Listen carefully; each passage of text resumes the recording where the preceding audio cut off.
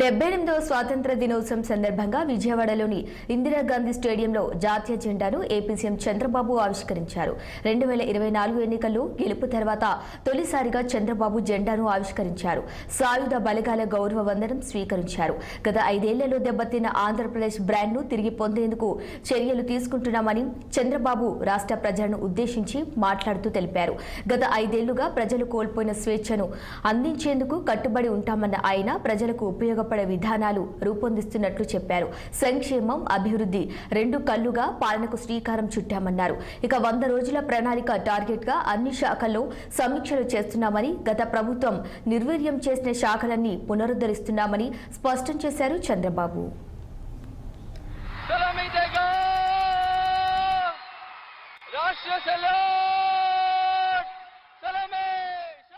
14-19 కాలంలో రాష్ట్రం అన్ని రంగాల్లో అనూహ్యంగా దూసుకుపోయింది. దేశంలో నాడు ఆంధ్రప్రదేశ్ ఒక పెద్ద బ్రాండ్గా ఆవిష్కృతమైంది. రాజధాని లేని రాష్ట్రం అని బాధపడుతూ కూర్చోలేదు. క్రైసిస్ నుంచి ఆపర్చునిటీ ఎదుర్కొన్నాం. ఆ క్రమంలో రాష్ట్రానికి నడిబొడ్డుగా ఉండే అమరావతి ప్రాంతంలో దేశం గర్వించే రాజధానికి శంకుస్థాపన చేసుకున్నాం.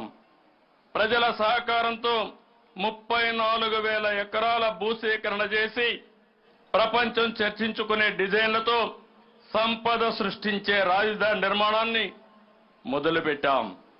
మనది వ్యవసాయ ఆధార రాష్ట్రం. రైతు బాగుంటేనే రాష్ట్రం బాగుంటుందని నేను ఎప్పుడూ నమ్ముతాను.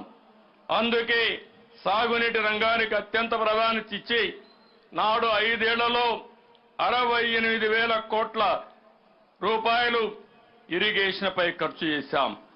రాష్ట్రానికి జీవనాడి అయిన పోలవరం ప్రాజెక్టుకి అత్యంత ప్రాధాన్యత ఇచ్చాం. ఒక యజ్ఞంలా పోలవరాన్ని నాడు పరుగులు పెట్టించి 73% పనులు పూర్తి చేశాం. తెలుగుదేశం ప్రభుత్వం కొనసాగి ఉంటే ఈ పాటికే పోలవరం పూర్తయి ఆ ఫలాలు రాష్ట్రం ప్రజలు పొందేవాళ్లు. 120కి పైగా సంక్షేమ పథకాలు, అభివృద్ధి పథకాలు, శాంతి భద్రతలు, అందరికీ ఉపాధి, పెట్టుబడులు, ఉద్యోగ అవకాశాలతో రాష్ట్రం దూసుకుపోతున్న క్రమంలో 2019లో వచ్చిన ఎన్నికల ఫలితాలు రాష్ట్రాన్ని